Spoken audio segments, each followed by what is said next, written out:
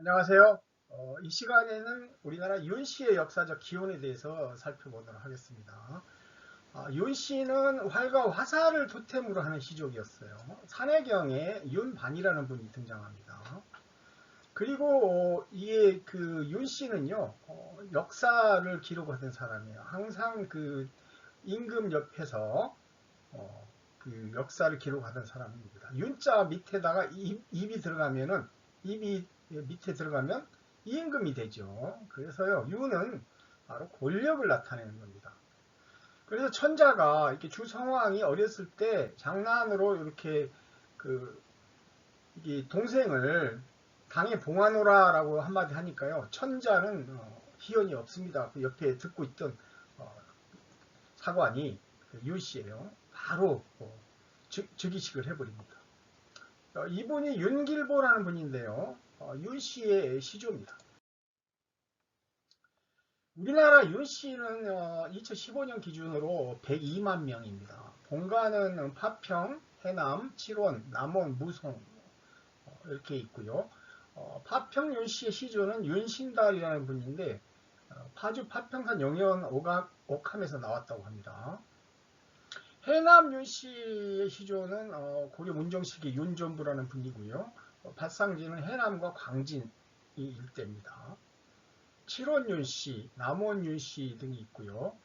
무송윤씨의 시조는 윤비라는 분인데 무송이 백제의 송미지연으로 고창이거든요.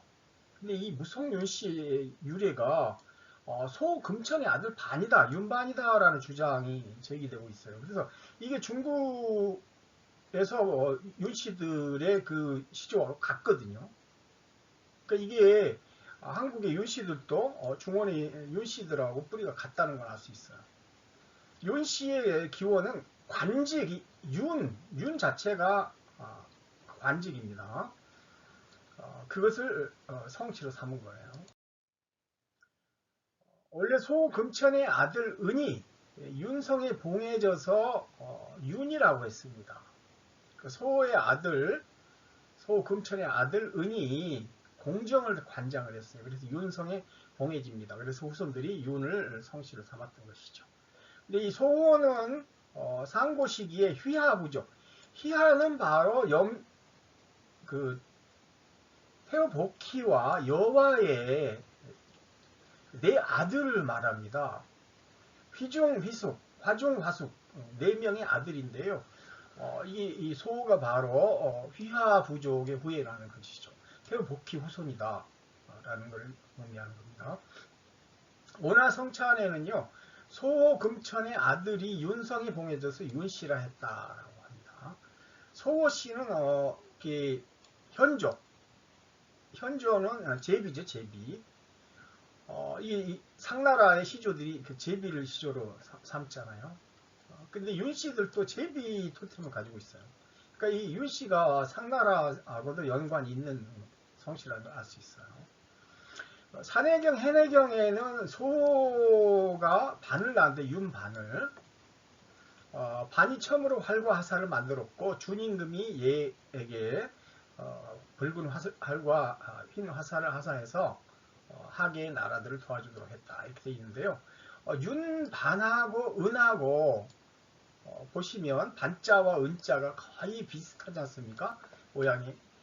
그래서 윤은하고 윤반이 같은 사람으로 이렇게 봅니다. 동이족의 활은 누가 처음 만들었느냐? 윤씨냐 장씨냐 이런 논쟁이 있어요. 나필의 노사에는 소호의 둘째 왕후가 반을 낳았는데 그러니까 윤반이죠. 윤반이 궁정 즉 활을 관장하는 그런 관리였다는 거예요. 그래서 활과 화살을 처음 제조했고 활자리 별에 대한 제사를 주관했다는 거예요. 이로써 윤성에 봉해졌고 대대로 그 관직을 관할했다는 겁니다. 통지 시종약에는 소의 아들 반이 공종 또는 궁정으로 활과 화살을 주재해서 윤성에 봉해졌다 이렇게 돼 있어요. 근데 이에 반해서 세본과 설문, 원화성찬에는 휘가 그러니까 장휘입니다. 장휘가 활을 만들었다 이렇게 돼 있어요. 그래서 윤반하고 장휘는 둘 다 소의 아들로 등장하거든요. 그러면 각부리가 같은 거 아니냐, 이제 이런 그 아마 조사도 있었던 것 같아요. 그런데 그 장희의 이 발원지는요 하남 복양이고 윤반의 봉지는 산서 스편이어서 이게 위도가 다르지 않습니까? 그래서 기원지가 다르다라는 설이 지금 다수 설입니다. 고대 윤씨의 득성 시조는 윤길보인데요. 윤길보는 서기전 852년에 탄생했던 사람입니다. 그러니까 서기전 9세기 사람이에요. 주선왕 때 윤국의 나라 군주였습니다. 황제 우선 백숙족이 있었는데요. 그 백숙족 후예로 윤국의 군주였습니다. 백숙족은 길씨이기도 합니다. 길씨의 시조예요. 윤길보가요 윤씨의 시조이기도 하고 그래서 길씨의 시조이기도 해요. 윤길보는 주나라 시기에 산서성 스편의 윤에 봉해져서 윤씨라 했던 겁니다. 이게 그 춘추 전국 시대에 윤나라는요 위치가 여기쯤인데 이게 바로 낙양 바로 옆에 있습니다. 낙양. 그러니까 아주 그 중원의 중심부에 있었다는 걸 알 수 있죠. 네, 여기가 정주고요. 여기가 초작시입니다. 그러니까 위치가 대략 예, 이 낙양이고 이쪽이 이제 서안이죠. 서안이 이제 이쪽이고 그러니까 아주 중심부에 있었다는 걸 알 수 있어요. 주선왕 시기의 중흥 대신이었습니다. 그러니까 주선왕의 왕명에 따라서요 북쪽의 흉노를 정벌해서 태원 부근까지 북상을 했다고 그래요. 그리고 또 남쪽으로도 이 동의적 회의에 공무를 징발하는 등 주나라를 중흥시킨 문무를 겸비한 인물이었다는 거예요. 윤씨와 길씨의 공동 시조입니다. 윤길보는요 만년의 주유왕에게 누누이 직언으로 강했습니다만은 이 주유왕이 결국 나라를 말아먹잖아요. 그래서 간신들을 중용하는 걸 보고 낙향해버립니다. 그래서요 그 여러분들 역사를 보면 많은 충신들이 그 군주가 이 역량이 안 되면 그냥 낙향해버립니다. 그러니까 너무 권력을 탐하는 그런 행동을 하는 거는요 바람직하지 않아요. 역사에 좋은 평가를 못 받습니다.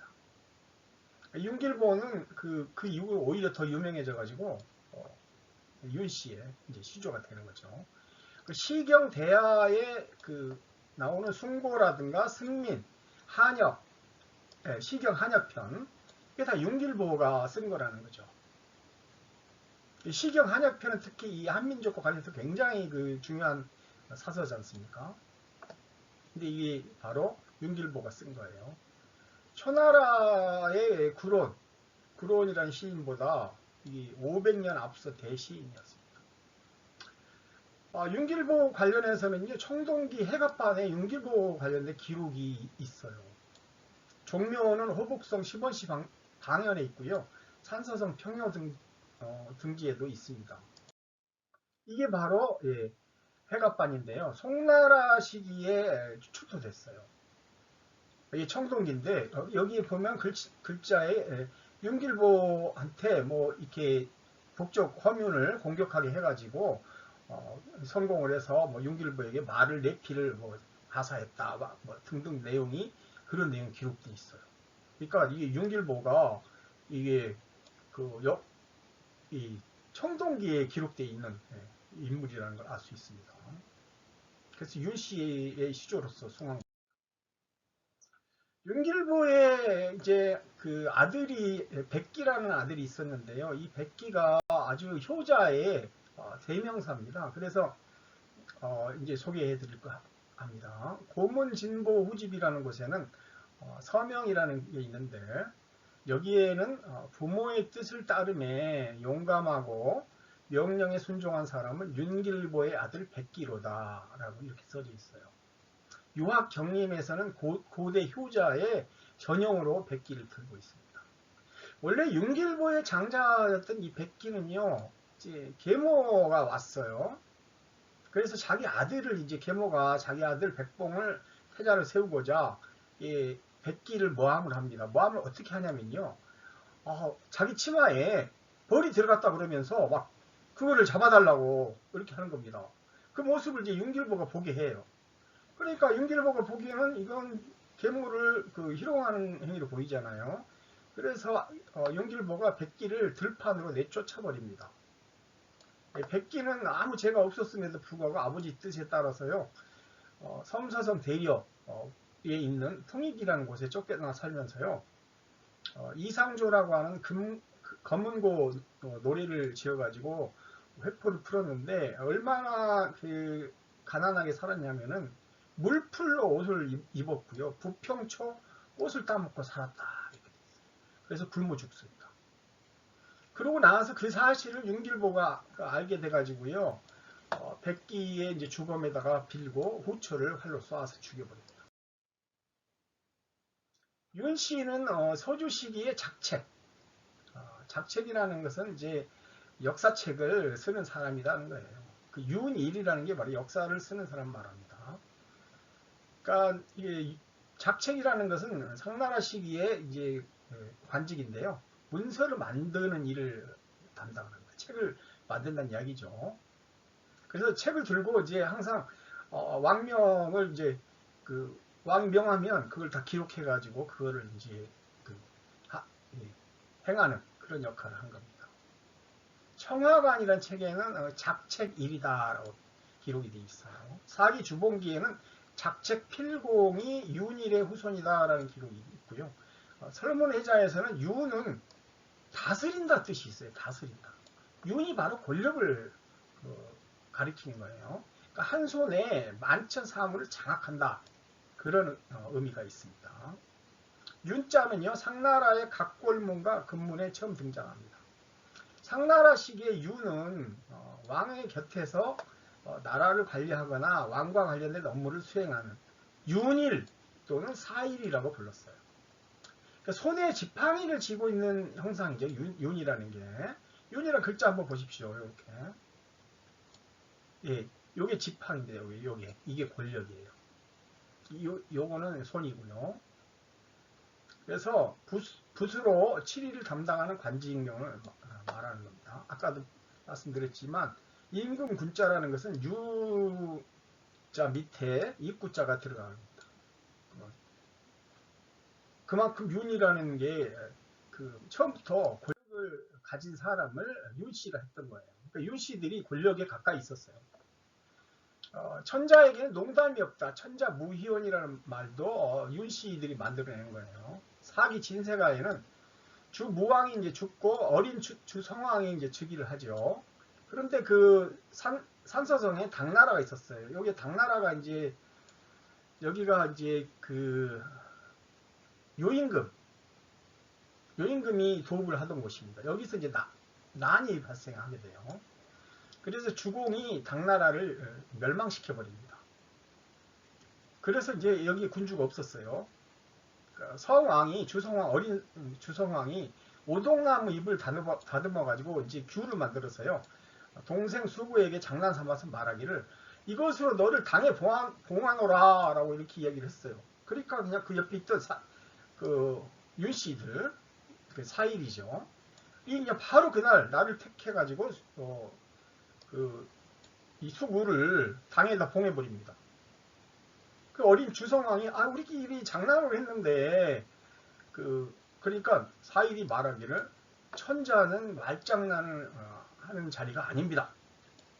말이 한번 떨어지면 사관이 그것을 기록하고 예의로서 그것을 완성하고 음악으로 그것을 노래하는 것입니다. 라면서 당수구를 바로 봉해버리는 조치를 단행해요. 그러니까 사일은 윤희를 가리키는 거예요.